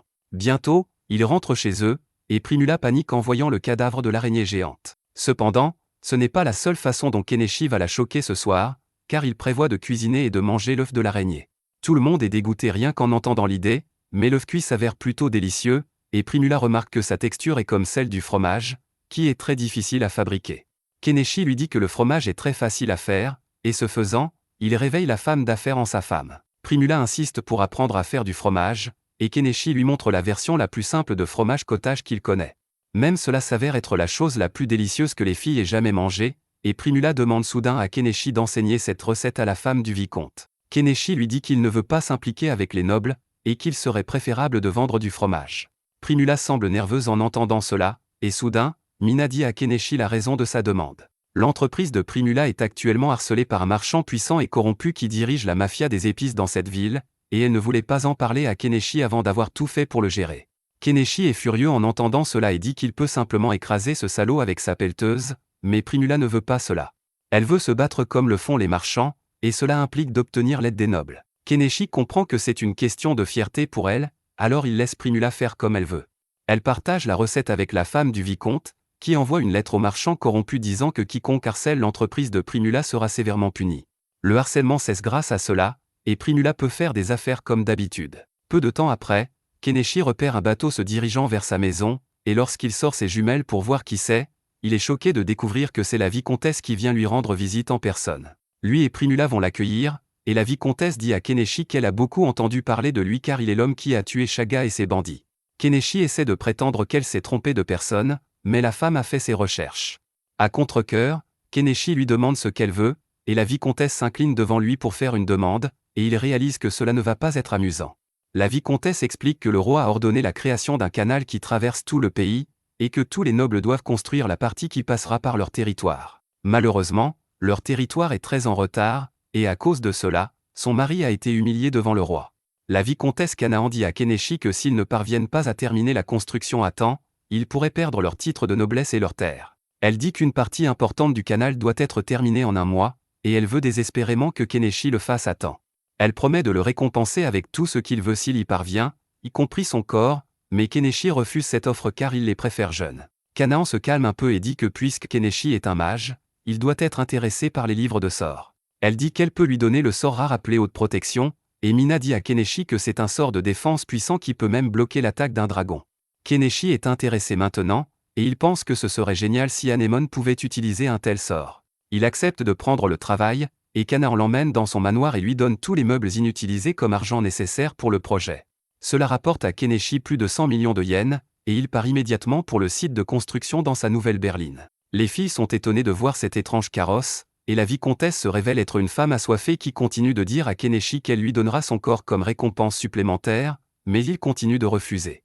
Après avoir conduit toute la nuit, ils atteignent le site de construction, et Keneshi trouve qu'il a un travail difficile devant lui car même la forêt n'a pas été défrichée pour les 5 km restants du canal. Alors qu'il essaie de calculer le temps dont il aura besoin, les amis de Mialet le repèrent. Keneshi est surpris de les voir travailler ici car ils avaient beaucoup d'argent après la chasse aux bandits, mais ils l'ont tous dépensé.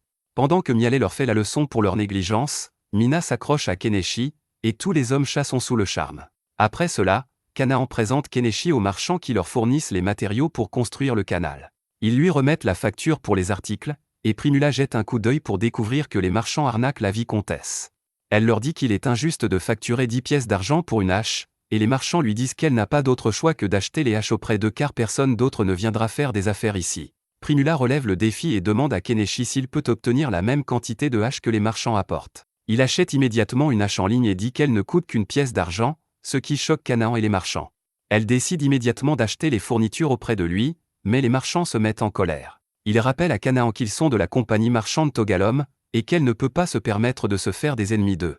Voyant Canaan et Primula se taire, Keneshi réalise que Togalom est le salaud qui harcelait l'entreprise de Primula. Il a fait des recherches approfondies sur lui et a découvert qu'il a de solides connexions avec des gens au pouvoir, et qu'il s'occupe parfois des affaires sales du vicomte. Cependant, comme terminer le canal à temps est leur priorité, Canaan décide tout de même de faire des affaires avec Keneshi. Il fournit le nombre requis de haches, puis achète une grande quantité de kérosène pour alimenter sa pelleteuse afin de creuser le canal. Les travailleurs bêtes continuent de couper les arbres pendant ce temps, et ils prennent un peu de temps pour chasser des offrandes pour Vel car ils vénèrent tous les lynx. Lorsque Keneshi rentre chez lui plus tard, il apprend que le carrosse de Canaan mettra encore un peu de temps à arriver, alors il l'invite à rester chez lui. Il prépare ensuite un délicieux dîner avec l'aide d'Anémone, et Canaan est vraiment impressionné par le goût. Keneshi remarque alors ses amis chats qui les observent de loin et les invite à se joindre à lui. Ils disent qu'ils veulent manger avec lui mais doivent refuser car ce serait injuste pour les autres travailleurs. Ils disent à Keneshi qu'il n'y a qu'un seul restaurant à proximité, mais la nourriture y est trop chère, alors la plupart des travailleurs mangent de la nourriture peu appétissante. Primula a une idée pour aider les travailleurs tout en booste son entreprise, et avec la permission de Keneshi, elle installe son stand de nourriture pour servir les travailleurs à un bon prix. Plus tard dans la nuit, Keneshi achète de nouvelles baignoires pour que Canaan puisse prendre un bain, et cette femme assoiffée lui ordonne de prendre un bain avec elle. Elle se jette littéralement sur lui, mais Keneshi esquive toutes ses avances, lui disant qu'il est un homme de famille et qu'il ne veut pas s'impliquer davantage avec les nobles. Le lendemain matin, lorsque Keneshi se réveille, Il trouve Canaan aidant Primula avec son stand de nourriture, et la voir agir comme des gens normaux lui fait voir la vicomtesse sous un autre jour. Cependant, il assure à ses filles qu'il ne laissera pas la vicomtesse s'immiscer dans son pantalon, mais Canaan lui dit qu'elle a un mois entier pour essayer. Soudain, la propriétaire du restaurant à proximité arrive et commence à crier comme une carène totale sur Primula pour lui avoir volé ses affaires. Cependant, lorsqu'elle entend que Primula est la fille du célèbre marchand Mallow, elle recule. Primula lui dit que si elle veut que les gens mangent dans son restaurant, elle devrait facturer un prix équitable, et la femme n'a d'autre choix que de faire de même. Kenichi continue de travailler sur le canal après cela, et bientôt, les serviteurs de Canaan arrivent, mais ils n'ont pas grand-chose à faire. Bientôt, Kenichi réalise qu'il manque d'eau, et il n'aime pas l'idée de l'acheter en ligne, alors il demande aux travailleurs comment ils se lavent, et il lui parle d'une source dans les collines qui est facile d'accès pour eux mais difficile pour les humains. Kenichi leur dit de lui apporter de l'eau en échange d'alcool, et les bêtes acceptent immédiatement ce petit boulot. Ils apportent à Kenichi toute l'eau dont il a besoin pendant la journée et organisent une fête de l'alcool la nuit. Canaan se saoule avec les bêtes, et elle devient encore plus agressive en flirtant avec Kenichi. Cependant, il utilise le fait qu'elle est ivre pour lui faire signer un contrat disant qu'elle suivra ses instructions à partir de maintenant pour arrêter ses tentatives de séduction. Avec cette distraction écartée, Kenichi termine la construction du canal à temps, et la famille royale arrive de la capitale pour célébrer l'achèvement. Kenichi est également obligé d'assister à la célébration même s'il ne le voulait pas, puis Canaan l'appelle pour montrer sa magie unique devant tout le monde. Il décide de jouer le jeu, invoquant sa pelleteuse et jonglant avec une bûche pour impressionner tout le monde. Après cela, les nobles commencent à se mêler, et un vieil homme particulièrement jaloux du territoire de Canaan ne cache même pas qu'il espérait qu'ils échoueraient et abandonneraient leur terre. Il part furieux lorsque Canaan rit de sa déclaration, mais lorsqu'il entre dans son carrosse, Primula repère l'ex-noble qui a payé le bandit Chaga pour l'enlever. Kenichi réalise que le vieux noble sera probablement un ennemi, mais il n'y a rien à faire pour l'instant. Plus tard, il rencontre le mari de Canaan, le vicomte, qui avoue que jusqu'à présent, il a laissé la gouvernance de son territoire entre les mains d'autres personnes. Cependant, après avoir à peine respecté le délai grâce à Kenichi, il a décidé de faire mieux et de prendre pleinement en charge ses devoirs, mais ce n'est pas le principal sujet dont il veut parler.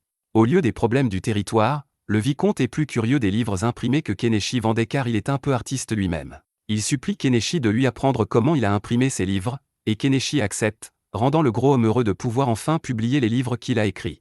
Après cela, le vicomte parle avec Primula, lui demandant de prendre en charge les finances de ses terres à partir de maintenant car, sans elle, la corruption des marchands ne serait jamais mise au jour. Primula répond que c'est trop pour elle et dit qu'elle demandera l'aide de son père. Alors que le vicomte est reconnaissant qu'elle fasse appel à la célèbre Mallow Trading Company, il craint également que cela ne mette Togalom assez en colère pour faire des choses désagréables. Kenichi lui dit d'utiliser la force pour se débarrasser de ce salaud, mais le vicomte révèle qu'ils n'ont pas assez d'argent pour maintenir une armée, c'est pourquoi ils ne peuvent rien faire contre Togalom. Canaan surgit soudainement, disant que Kenichi peut gérer ce problème, et il réalise qu'il ne pourra pas la refuser, alors il accepte de le faire s'il reçoit les ordres. Peu de temps après, Kenichi et ses filles rentrent chez eux, et pendant qu'ils prennent un bain ensemble, Mina remarque que puisqu'Anémone a de grands pouvoirs magiques, elle doit les tenir de sa mère. Kenichi est d'accord avec elle et demande à Anémone si elle sait quelque chose sur sa mère biologique, mais elle lui dit qu'elle n'en a aucune idée. Apparemment, elle a été élevée par une femme dans la rue après la mort de sa vraie mère, et maintenant, elle ne veut pas se donner la peine de trouver sa famille biologique car elle est satisfaite de vivre avec Kenichi. Le lendemain, Kenichi et Anémone vont chez la vieille sorcière, qui enregistre le livre de sorts haute protection pour eux. Alors qu'Anémone va lire le livre de sorts, Kenichi demande à la vieille femme si elle a déjà entendu parler d'une jeune mage talentueuse morte dans la rue il y a environ 10 ans. La vieille femme sait que Kenichi cherche la mère d'Anémone, et bien qu'elle ne sache rien sur une mage morte dans la rue, elle se souvient d'une mage aux cheveux noirs talentueuse nommée Armeria qui a disparu il y a environ 10 ans. Coïncidence, Armeria était la propriétaire précédente du livre de sorts haute protection avant Anémone, selon les archives, et la vieille femme pense que ce ne peut pas être une simple coïncidence. Cependant, elle dit à Kenichi qu'il ne devrait pas se donner la peine de chercher la famille d'Anémone car elle est clairement amoureuse de lui. Kenichi est profondément choqué en entendant cela et dit clairement à la vieille sorcière qu'il n'est pas un fichier PDF et qu'Anémone est comme sa fille. Peu de temps après, Kenichi rentre chez lui avec Anémone et Mialet, mais Anémone décide de pratiquer le sort haute protection en chemin. Elle parvient à créer une barrière pendant une seconde avant qu'elle ne se brise, et elle tombe au sol. Elle a l'air contrariée d'avoir échoué, et alors que Kenichi essaie de la réconforter, elle lui dit que son estomac lui fait mal. Kenichi panique en entendant cela et commence à chercher un médicament contre les maux d'estomac en ligne, mais Mialet sent quelque chose d'étrange. Elle dit à Kenichi qu'Anémone vient d'avoir ses premières règles, et il réalise ce qui se passe. Il la ramène rapidement à la maison, et heureusement, Primula revient également du travail juste à temps. Elle explique à Anémone les règles et les changements dans son corps, et elle sort en courant joyeusement, disant à Keneshi qu'elle peut avoir des bébés maintenant. Keneshi lui dit que c'est bien pour elle, mais Anémone lui dit soudain qu'elle veut ses bébés. Keneshi crache son café en entendant cela, puis dit à Anémone qu'elle est au moins 5 ans trop jeune pour faire quoi que ce soit avec lui, mais cela met Primula en colère. Elle lui tire les oreilles, lui demandant s'il est sérieux, mais il lui dit qu'il essaie simplement de distraire Anémone pour l'instant car quand elle grandira, elle trouvera un autre homme et l'épousera. Quelques jours plus tard, alors que Keneshi travaille sur la falaise derrière sa maison, il repère un carrosse roulant sur l'eau. Il est surpris par cela et encore plus surpris lorsque Malo en sort. Malo salue les deux et félicite Primula pour son entreprise prospère avant de dire à Keneshi qu'ils doivent discuter de la manière de gérer Togalom. Keneshi arrête le marchand trop enthousiaste et lui dit qu'avant de discuter des rivaux commerciaux, ils doivent d'abord discuter de quelque chose de plus important. Il installe un pique-nique sous un parasol de plage, et Primula et Malo oublient tout le reste alors qu'ils commencent à spéculer sur le potentiel commercial du parasol. Après cela, Keneshi demande officiellement à Malo de lui permettre d'épouser sa fille, et le vieil homme rit simplement, disant qu'il ne peut rien faire maintenant car Primula a déjà fait irruption dans sa maison. Ils ont un petit moment familial agréable, et plus tard, Keneshi organise une fête en l'honneur de son beau-père. Bientôt, Malo commence à travailler pour augmenter son influence sur le marché dans cette ville, et entre-temps, de vieux amis viennent voir Keneshi. Crouton est venu lui rendre visite, et il a amené Paul avec lui. Paul est ravi de voir Primula, mais lorsqu'il apprend qu'elle a épousé Keneshi, il est dévasté. Il pensait qu'elle était juste timide lorsqu'elle a disparu après qu'il lui a proposé, mais maintenant, il réalise qu'il n'avait aucune chance. Il abandonne et accepte que Primula ait choisi le meilleur homme pour passer sa vie. Avec un autre allié fort à ses côtés, Keneshi décide de s'occuper de Togalom et se rend au marché, où Kanaan et son mari sont également présents pour le voir affronter le marchand maléfique. Keneshi va au stand de la compagnie commerciale de Togalom et demande s'ils achètent des choses, et un homme enthousiaste répond par l'affirmative. Keneshi dit qu'il a quelque chose à vendre et sort immédiatement le cadavre de l'araignée monstrueuse de sa boîte à objets. Cela crée le chaos et la panique sur le marché, et le marchand demande à Keneshi s'il essaie de les provoquer. Keneshi lui dit qu'il a tout à fait raison, et les hommes de main de Togalom arrivent armés pour le combat avant que Togalom lui-même n'apparaisse. Ces hommes identifient Keneshi et disent à Togalom qu'il est le mage qui a perturbé leurs affaires. Keneshi dit au salaud qu'il va lui rendre la monnaie de sa pièce pour avoir harcelé sa femme, et Togalom ordonne à ses hommes de l'attaquer car il est seul. Cependant, Keneshi n'est pas venu sans renfort, et Paul, Crouton et d'autres se joignent à lui pour combattre à ses côtés. Togalom est toujours confiant dans sa victoire car il a plus d'hommes, mais lorsque Vel saute devant Keneshi, tous les hommes chats sont pris de court. Lorsqu'ils apprennent que le lynx sacré est un membre de la famille de Keneshi, ils tournent les talons et s'enfuient car ils ne peuvent pas combattre contre lui. Togalom se retire immédiatement dans son bastion, et alors que Keneshi et son groupe y entrent, ils trouvent une bande de mercenaires chiens qui n'ont aucun problème à combattre un lynx. Vel est étrangement agité en voyant leur chef, et Keneshi réalise qu'il est le salaud qui l'a blessé dans le passé.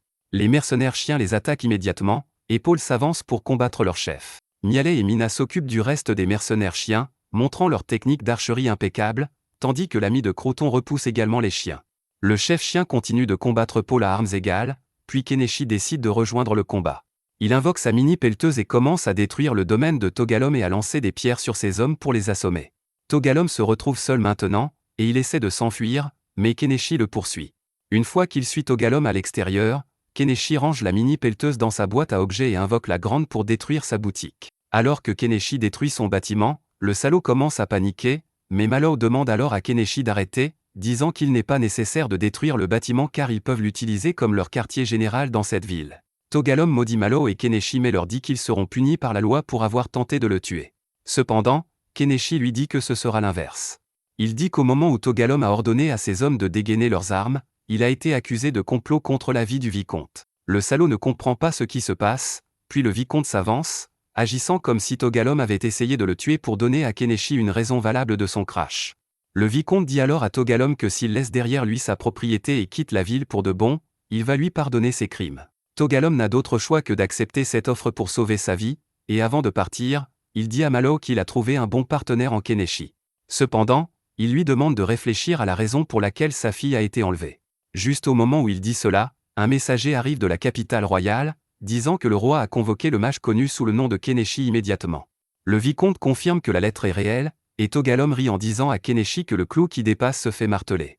Il part avec cela, mais Keneshi est plongé dans de profondes pensées à propos de ces mots. Il commence à soupçonner que la vraie raison pour laquelle Primula a été enlevée est que des gens puissants étaient jaloux de l'augmentation de la valeur de l'entreprise de Malo après qu'il s'est allié avec eux.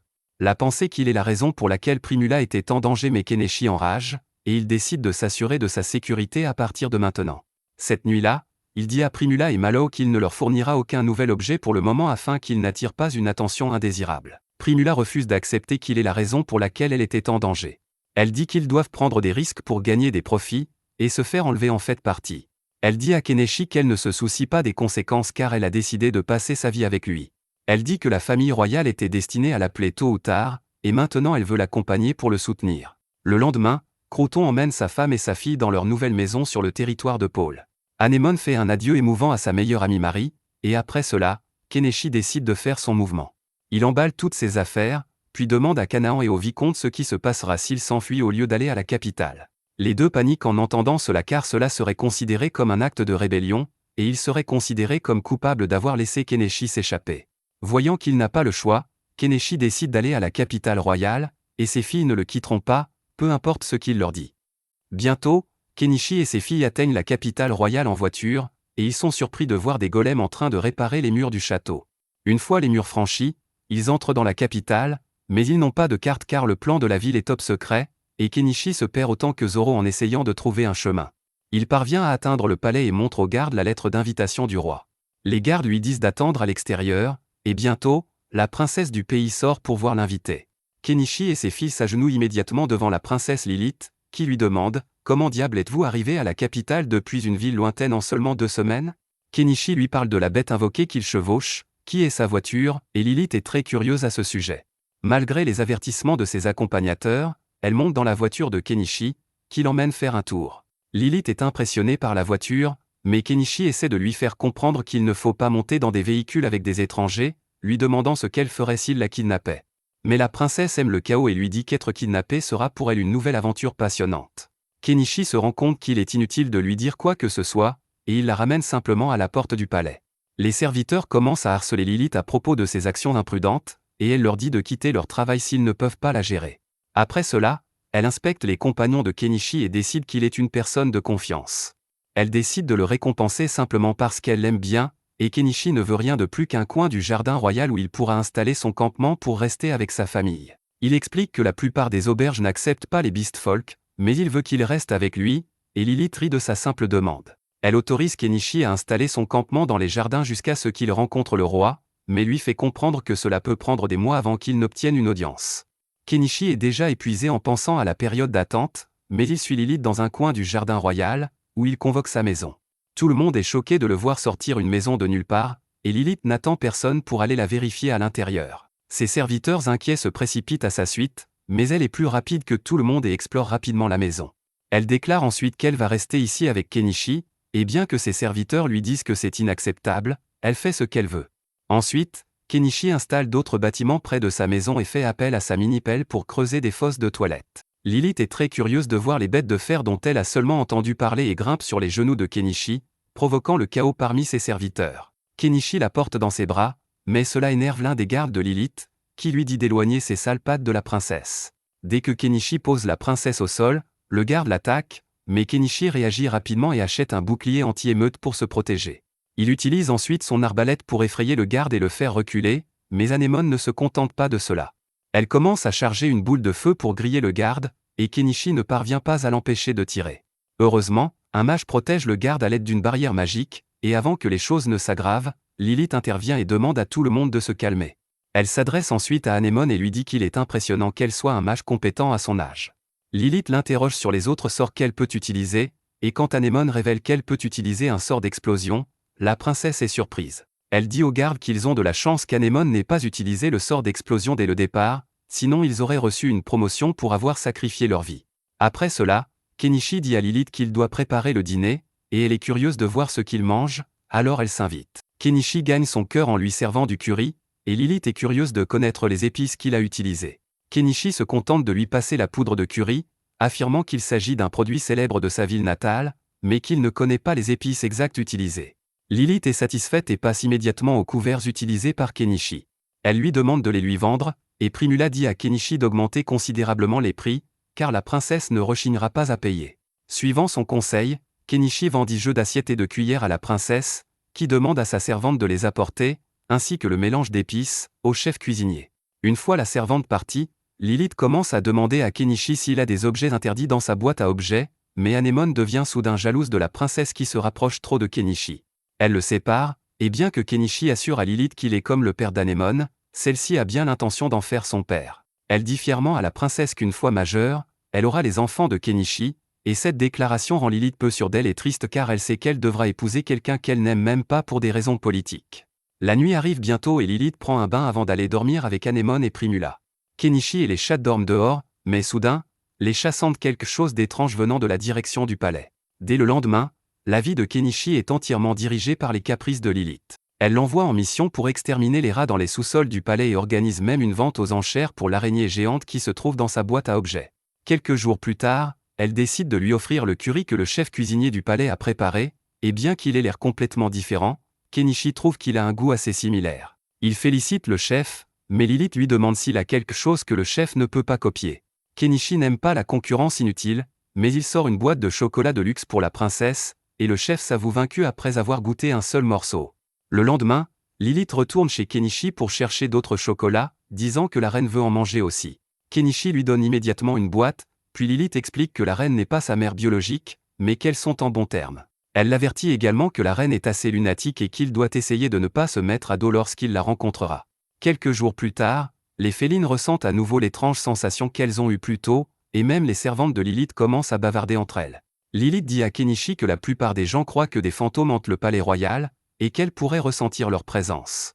Anémone et les autres sont terrifiés rien qu'en entendant cela, mais les servantes de Lilith lui conseillent alors de demander à Kenichi d'exorciser les fantômes. Kenichi accepte rapidement l'offre, même s'il ne sait pas ce qu'il peut faire contre les fantômes, mais il obtient de Lilith la permission de laisser les chats entrer dans le palais avec lui.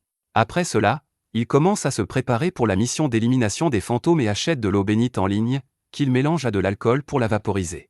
Il n'est même pas sûr que cela fonctionne, mais lorsqu'il vaporise les endroits où les chattes et les servantes ressentent une étrange présence, elles lui disent que son exorcisme fonctionne et qu'elles se sentent à l'aise.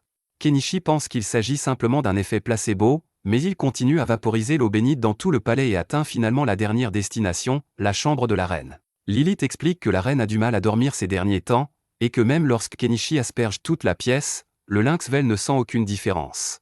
Cependant, son attention se porte sur un vase de fleurs qui se trouve dans la pièce, et Kenichi se rend compte qu'il doit être à l'origine du problème. Il demande à Lilith de dire à la reine de se débarrasser du vase, et elle lui répond qu'elle s'en chargera. Lilith décide de récompenser Kenichi pour avoir exorcisé les fantômes en le laissant lire des livres rares sur la magie dans la bibliothèque royale et lui dit qu'il ne peut rien emporter de la pièce. Elle le laisse seul avec Anémone dans la pièce, et il trouve différents livres intéressants.